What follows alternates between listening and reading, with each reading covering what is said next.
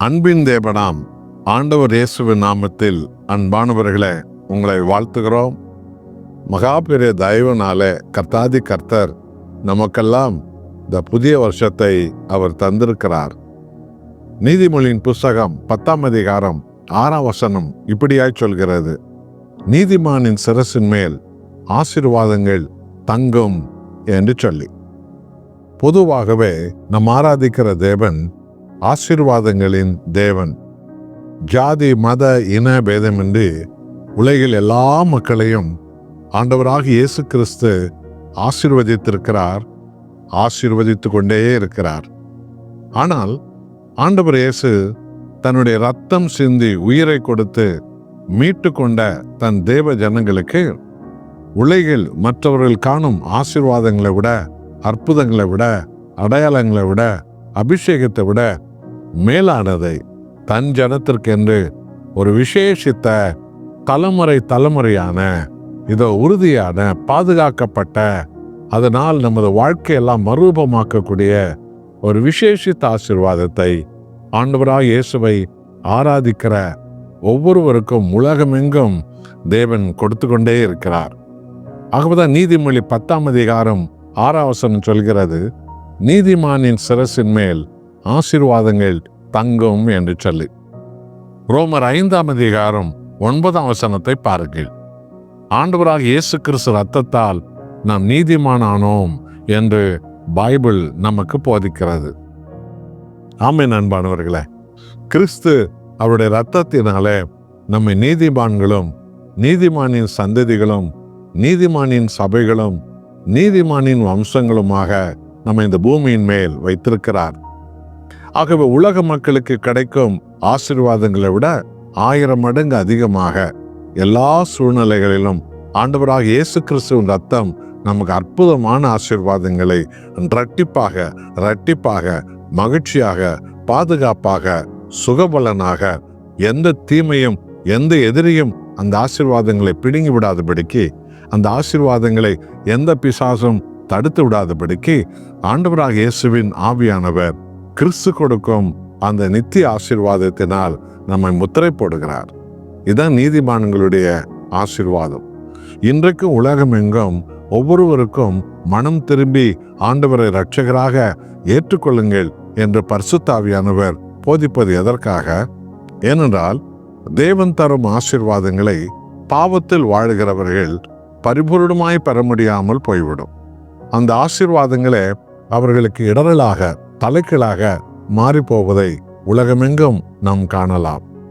ஆனால் ஆண்டவராக இயேசுவின் ரத்தத்தால் கழுவப்பட்டவர்களுக்கு கொடுக்கும் ஆசீர்வாதங்கள் இருக்கிறது.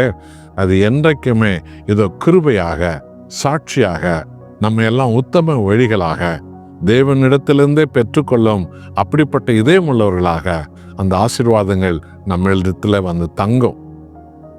அதோடு மாத்திரமல்ல, தேவன் தரும் ஆசீர்வாதங்கள் நம்மோடு கூடவே முடிந்து விடாது.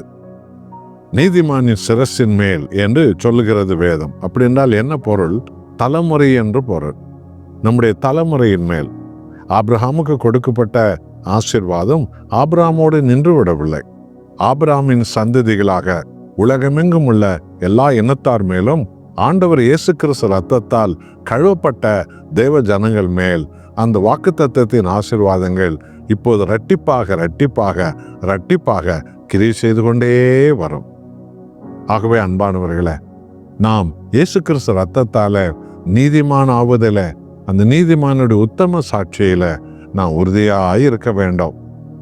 நான் உலகத்தாரை போல பொய் சொல்லியோ, லஞ்சம் வாங்கியோ, மோசம் பண்ணியோ, அல்லது கலப்படம் செய்தோ, அல்லது கள்ளக்கடத்தல் செய்தோ, அல்லது ஏழை எளியவர்களை ஏமாற்றியோ நாம் பணம் பிடுங்கி வாழ வேண்டிய அவசியம் நமக்கு கிடையாது. நாம் கையிட்டு செய்யும் எந்த வேலைகளையும் இயேசு கிறிஸ்துவின் நாமும் நம்மை ஆயிரங்களாக, லட்சங்களாக, கோடிகளாக உயர்த்தி கொண்டே இருக்கும். ஆகவேதான் நீதிமானின் சிரசின் மேல் ஆசீர்வாதங்கள் தங்கும் என்று சொல்லப்பட்டிருக்கிறது. உங்கள் ஆசீர்வாதங்கள் ஒருவேளை தடைப்பட்டிருக்கலாம். கலங்க வேண்டாம். கர்த்தர் சமூகத்தை தேடி பாவ அறிக்கை செய்து உங்களை முழுவதுமாக அர்ப்பணித்து விடுங்கள். இந்த 2026ஆம் வருஷத்துல எல்லாமே இதோ கதவு திறக்கப்பட்ட ஊற்று போல சகல விதத்திலும் உங்கள் மேலும், உங்கள் பிள்ளைகள் மேலும், நீங்கள் கயிற்று செய்யும் வேலையின் மேலும், உங்கள் உடல் சுகத்தின் மேலும், உங்களுடைய தொழில் மேலும், உங்களுடைய ஊழியங்கள் மேலும், சபை மேலும் இயேசு கிறிஸ்துவின் இரத்தம் பரிபூர்ணமான ஆசீர்வாதங்களை பரலோகத்திலிருந்து நமக்கு கொண்டு வந்தது கொடுத்து விடுகிறது. அது தலைமுறை தலைமுறையாக தங்கும். அது பாதுகாக்கப்படும். அது நம்மை செழிப்புள்ளவர்களாக மாற்றும். ஆகவே அருமையானவர்களே, இந்த நாளில தேவனே, இரத்தத்தால் என்னை ஒரு விசை கூட கழுவி என்னை நீதிமானாய், உத்தமனாய், உத்தமையாய் மாற்றும். நான் பரிபூர்ண ஆசீர்வாதங்களை பெற்றுக்கொள்ள வாஞ்சிக்கிறேன் என்று சொல்லி நம்மையே நாம் அர்ப்பணித்து நாம் ஜெபம் செய்வோம். நாம் ஜெபிப்போம்.